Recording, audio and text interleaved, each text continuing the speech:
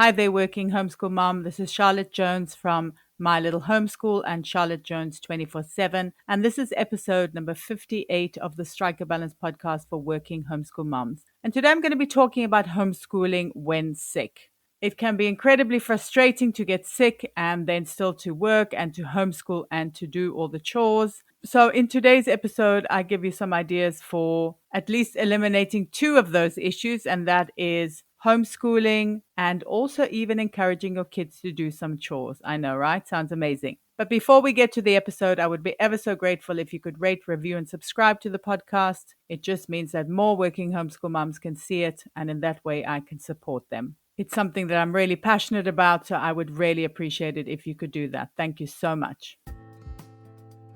Hello and welcome to the Strike a Balance podcast for working homeschool moms. This is Charlotte Jones. I'm a homeschool coach and homeschooling mom of twin boys. I know it can feel really overwhelming to keep all the balls in the air all the time. So each week I chat about tips and strategies for being a happy and thriving working homeschool mom that you can implement in your life too. I also speak to awesome and inspiring women who manage to juggle homeschooling and work successfully and find out what their secrets are. Be sure to check out my time audit and mindset challenge in the show notes and sign up to my newsletter for lots of cool freebies. And if you ever need to chat, please book in a session with me. I'm so excited for you to be here and I hope you'll get so much value out of this episode. So let's get started.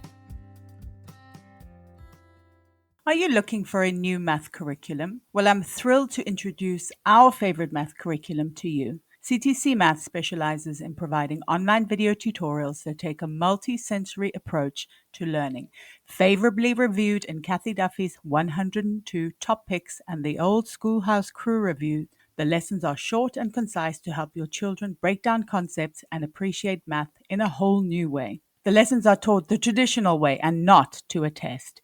Each one of the video tutorials is taught by an internationally acclaimed teacher, Pat Murray, who is renowned for teaching math concepts in a simple, easy to understand way and in only a few minutes at a time. Using a multi-sensory approach means having the combination of effective graphics and animation synchronized with the voice of a friendly teacher together with a practical assessment. This three-pronged attack makes learning so much easier and more effective. Even students who struggled with math are getting fantastic results, and ones who were doing okay before are now doing brilliantly. Visit ctcmath.com today to start your free trial. CTC Maths is generously offering my listeners an amazing special. Go to www.ctcmath.com/MLH to get a half-price discount plus a bonus 6 months for free. That's ctcmath.com/MLH. Are you a sick homeschool mom? Well, I've got some ideas to help you to get through. So when you're a sick homeschool mom, it can feel like such a disaster. If you're a working homeschool mom, usually it's possible to get time off work, but homeschool and household tasks remain. So how can you get through an illness without losing your mind? I have some ideas that will work for everyone in the family. The first thing to do is something that you've probably heard me talk about over and over again, but I think it's so very important, and that is to be kind to yourself. First and foremost, I think it's so important to be kind to yourself.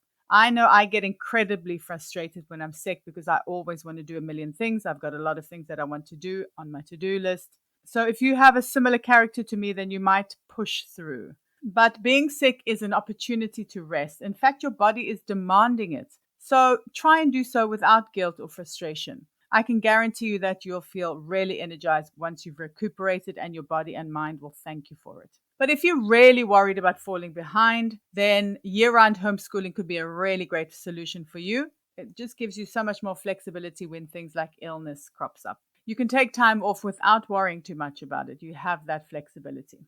Okay, but let's get to some practical ideas that you can use to get through an illness. You may already be using an interest-led approach in your homeschool, so your kids are going to be able to carry on with their learning. But if you don't, it's a really great opportunity to give it a try. It will help your kids to be learning and engaged at the same time, and here are some ideas for how to get started. Ask your children to find their favorite book and read it to you or to each other. Little ones can describe the pictures or make up the story as well if they can't read yet. And if your kiddos love Lego, set a challenge for them. A Spectacled Owl has a list of 100 activities to do with Lego, but I'm sure there are probably 1,000 more. Or you could simply ask them to build you something they love. If you're brave and your kids are old enough, you could ask them to cook or bake something. And if you're worried about them heating things up or using the stove, they could make sandwiches or a charcuterie board. Why not? That'll be a really nice thing to have when you're ill. I'll leave some easy recipes in the show notes as well. So now let's talk about how to get your kids on board with chores or household tasks. If your children enjoy a challenge, then you may be able to convince them to help with some of the chores. By making it fun and by offering them an incentive, it will make housework so much more attractive, and they'll be learning lots of life skills while helping out their sick homeschool mom. Making anything a race can make it so much more fun.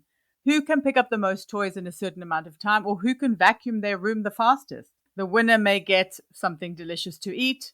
You could play card or board games where the loser has to do something. You could break the chore down into really small tasks to make it fun and manageable. When they lose a hand or a go, they have to pick up one item of clothes or pack one thing into the dishwasher.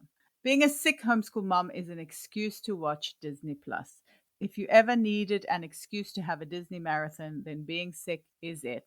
If your kids love Disney, I guess most kids do love Disney, they're going to love being able to share what they love with you. Ask them to choose what they want to watch. Younger kiddos can tell you the story and sing and dance. Older ones can make up a prequel or a sequel if there isn't already one. Obviously, there are lots of educational shows on Disney Plus too. The wildlife programs are always interesting, and I'll leave a list that PopSugar has for some of the shows that they might enjoy. You could use one of their nature documentaries to actually create a unit study. And once again, let your kids lead.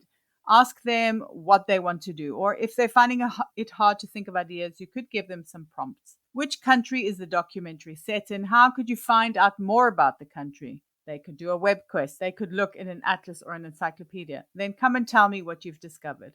Could you create a piece of art about the animal or place you like the most? Do you have any other books about the animal or place? Can you read me a passage you like? The possibilities are endless. They could write poems, they could cook something, they could draw something.